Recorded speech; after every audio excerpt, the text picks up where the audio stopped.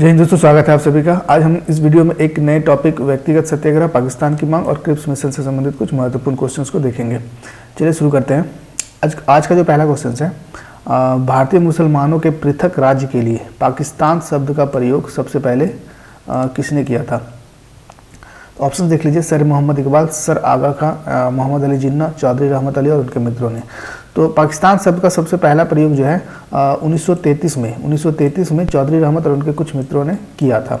1930 में एक मुस्लिम लीग का अधिवेशन हुआ था इलाहाबाद में, जिसमें मोहम्मद इकबाल ने दो अलग राष्ट्र यानी कि हिंदू के लिए अलग राष्ट्र और मुसलमानों के लिए एक अलग राष्ट्र का प्रस्तावना प्रस्तुत किया था। लेकिन पाकिस्तान शब्द जो है 1933 में चौधरी रहमत अली ने पहली बार प्रयोग किया था। तो इसका सही आंसर हो जाएगा ऑप्शन डी। चलिए नेक्स्ट देखते हैं। मुसलमानों के लिए पृथक राष्ट्र का विचार, अभी जस्ट ऊपर डिस्कस किए। पृथक राष्ट्र का विचार जो है सबसे पहले 1930 में इलाहाबाद अधिवेशन में मोहम्मद इकबाल ने प्रस्तुत किया था। तो इसका ऑप्शन सही आंसर हो जाएगा ऑप्शन सी। मुसलमानों के लिए पृथक राष्ट्र का विचार दिया था मोहम्मद इकबाल ने। चलिए नेक्स्ट है, पाकिस्तान के अलग राज्य आंदोलन का नेतृत्व किसने किया था?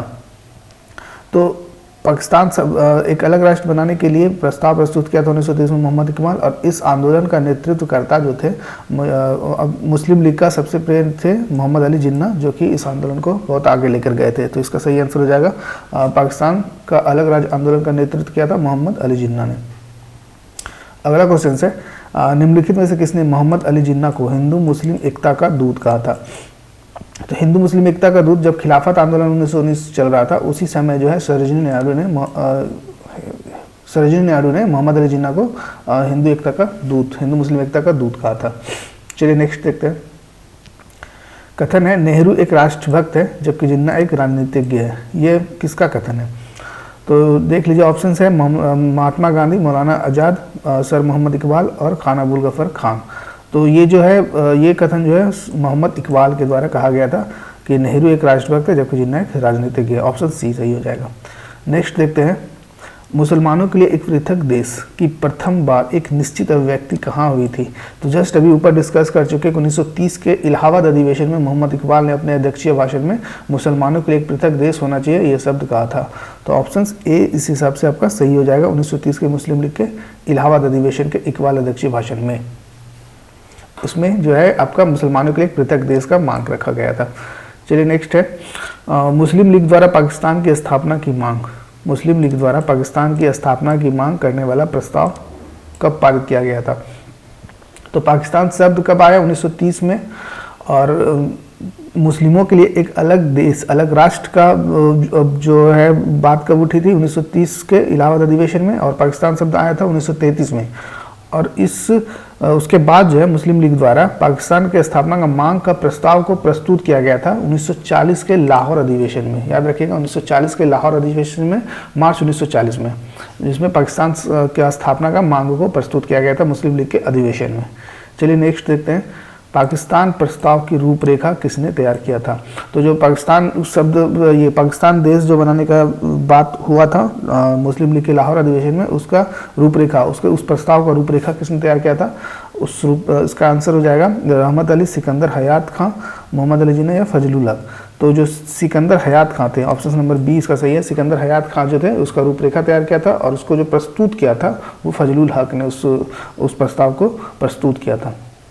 तो दोनों क्वेश्चंस आता है, एक तो आपका रूपरेखा, पाकिस्तान प्रस्ताव की रूपरेखा किसने तैयार किया था? सिकंदर हयात खान ने। और उस प्रस्ताव को प्रस्तुत किसने किया था? तो फजलुल हक ने। चलिए नेक्स्ट देखते हैं, मुस्लिम लीग का वार्षिक अधिवेशन जिसमें जिन्ना के दो राष्ट्र के सिद्धांत को मान्यता दी गई थी। तो अभी जस्ट ऊपर में पढ़े हैं 1940 के लाहौर अधिवेशन में जो है दो राष्ट्र के सिद्धांत को मान्यता मिल गया था। तो वो लाहौर अधिवेशन हो जाएगा 1940, मुस्लिम लीग का लाहौर अधिवेशन 1940। अगला क्वेश्चन है, मुस्लिम लीग के लाहौर अधिवेशन 1940 की अध्यक्षता किसने की थी? तो उसका जो है लाहौर अधिवेशन का अध्यक्षता मोहम्मद अली जिन्ना ने किया था। ऑप्शन सी इसका सही आंसर हो जाएगा। नेक्स्ट देखते हैं, अब आते हैं व्यक्तिगत सत्याग्रह पे। अभी तक जो है पाकिस्तान का मांग से संबंधित जितना भी क्वेश्चन था ऊपर में देख लिए हम लोग। अब आते हैं व्यक्तिगत सत्याग्रह पे। पहला क्वेश्चन है व्यक्तिगत सत्याग्रह से, महात्मा गांधी द्वारा व्यक्तिगत सत्याग्रह आंदोलन के लिए प्रथम सत्याग्रही को कौन चुना गया था? सत्याग्रही कौन चुना गया था? तो व्यक्तिगत सत्याग्रह भी जो है 1940 में ही हुआ था, अक्टूबर 1940 में, जिसमें जो है महात्मा गांधी ने पहला व्यक्तिगत सत्याग्रह के लिए चुना गया था विनोबा भावे को। ये क्वेश्चन बहुत बार रिपीटेड है। प्रथम सत्याग्रही कौन थे? प्रथम व्यक्तिगत सत्याग्रही, इस तरह से भी पूछा जाता है क्वेश्चन, प्रथम व्यक्तिगत सत्याग्रही कौन थे? तो आंसर हो जाएगा विनोबा भावे। चलिए नेक्स्ट देखते हैं, व्यक्तिगत सत्याग्रह किसने आरंभ किया? जस्ट अभी ऊपर है वही क्वेश्चन रिपीट है। विनोबा भावे ने व्यक्तिगत सत्याग्रह जो आरंभ किया था, या फिर आप कह सकते हैं कि महात्मा गांधी ने व्यक्तिगत सत्याग्रह के लिए चुना था विनोबा भावे को। नेक्स्ट देखते हैं, व्यक्तिगत सत्याग्रह में विनोबा भावे को प्रथम सत्याग्रही चुना गया था, तो दूसरा कौन था? तो दूसरा सत्याग्रही जो थे वो पंडित जवाहरलाल नेहरू थे। तीसरा भी क्वेश्चन इस बार 67 के बीपीएससी में आया, वहीं से उठाया है। तीसरा सत्याग्रही, व्यक्तिगत सत्याग्रह के तीसरे सत्याग्रही कौन थे? तो इसका जो सही आंसर हो जाएगा ब्रह्मदत्त। इससे पहले तक 2 ही सत्याग्रही के बारे में क्वेश्चन पूछा जा रहा था, लेकिन इस बार 67 बीपीएससी में तीसरा सत्याग्रही पूछा गया था, जिसका आंसर हो जाएगा ब्रह्मदत्त। चलिए नेक्स्ट देखते हैं, भारत में क्रिप्स मिशन किस वर्ष आया था?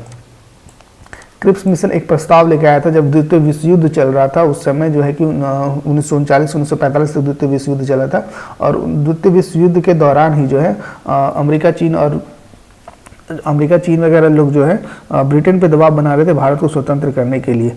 और उसी समय 1942 में, मार्च 1942 में क्रिप्स मिशन जो है भारत आए थे भारत के संविधान को निर्माण करने, और कई तरह के प्रस्ताव को लेकर आए थे। तो 1942 इसका सही आंसर हो जाएगा। भारत जो आए थे क्रिप्स मिशन 1942 में। उसका बहुत सारा उद्देश्य था, भारत को आज़ाद करने के लिए संबंधित था, और जो विभिन्न प्रांत में बटा हुआ था उसमें कोई भी अपना प्रांत अपना संविधान बना सकता था। उससे रिलेटेड भी बहुत सारा बात हुई थी, जिसके बाद जो है भारत छोड़ो आंदोलन, जो कि सहमति नहीं बनने के कारण जो है क्रिप्स मिशन के प्रस्ताव को कांग्रेस नहीं माने थे, जिसके आगे चलकर आपका जो है भारत छोड़ो आंदोलन स्टार्ट हुआ था। तो देखेंगे आगे क्वेश्चन मिल जाएगा हम लोगों को। तो नेक्स्ट देखते हैं, निम्नलिखित में से कौन सा क्रिप्स मिशन के संबंध में सही नहीं है? युद्ध समाप्त होने पर डोमिनियल दर्जा, ये था, सही था। संविधान सदन द्वारा निर्मित संविधान मानने के लिए भी माना गया था। नई कार्य परिषद की नियुक्ति, जिसमें हिंदू एवं मुसलमानों के लिए समान प्रतिनिधित्व होंगे। कोई भी सूबा भारतीय संघ से बाहर रह सकता था, ये भी सही था, लेकिन ऑप्शन सी इसमें नहीं था। तो इसका जो सही आंसर हो जाएगा आपका ऑप्शन सी में जो है हिंदू और मुसलमानों के लिए समान प्रतिनिधित्व का बात नहीं किया गया था। भारत को डोमिनियल दर्जा दिया जाएगा। डोमिनियल दर्जा कहने का मतलब था कि जो भी प्रांत था, अगर वो भारतीय संघ के संविधान में शामिल होना चाहता था, वो अपना उस संविधान में शामिल हो सकता था, और जो प्रांत शामिल नहीं होना चाहता था वो अपना अलग प्रांत बना सकता था, अपना अलग प्रांत बनाकर रह सकता था। इसका मतलब ये हो गया कि भारत जो है छोटे छोटे प्रांतों में कई विभाजन हो जाता, जिसकी वजह से कांग्रेस इस प्रस्ताव को मानने से इनकार कर दिया था। चलिए नेक्स्ट देखते हैं, किसकी दृष्टि में क्रिप्स प्रस्ताव एक टूटते हुए बैंक के नाम से उत्तर दिनांकित चेक है? यानी कि पोस्ट डेटेड चेक किसने कहा था क्रिप्स प्रस्ताव को? क्रिप्स प्रस्ताव को post dated cheque Mahatma Gandhi ने कहा था। कहने का मतलब है ये क्रिप्स प्रस्ताव एक ऐसा चेक है जिसका बैंक जो है क्रैश होने वाला है, ये शब्द कहा था महात्मा गांधी ने। चलिए नेक्स्ट देखते हैं, निम्नलिखित में से कौन क्रिप्स मिशन के साथ कांग्रेस के आधिकारिक वार्ताकार थे? तो क्रिप्स मिशन जो आया था भारत मार्च 1942 में, उसमें क्रिप्स मिशन से वार्ताकार कौन थे कांग्रेस की तरफ से? तो कांग्रेस की तरफ से वार्ताकार जो थे आपका पंडित जवाहरलाल नेहरू और मौलाना अबुल कलाम आज़ाद। मौलाना अबुल कलाम आज़ाद कांग्रेस के अध्यक्ष थे 1940 से 1946 तक लगातार, ये बता चुके हैं पहले ही। तो ये दोनों जो है क्रिप्स मिशन के अधिकारी के साथ वार्ताकार किए थे। चलिए नेक्स्ट देखते हैं, 1942 में जब क्रिप्स मिशन लागू किया गया था तब भारत के वायसराय कौन थे? तो 1942 में भारत का वायसराय आपका लॉर्ड लिनलिथगो थे 1946 से 1944 तक। 1936 से आपका 44 तक जो है लिनलिथगो कार्यकाल में थे। तो 1942 में कौन हो जाएगा? Lord Linlithgow.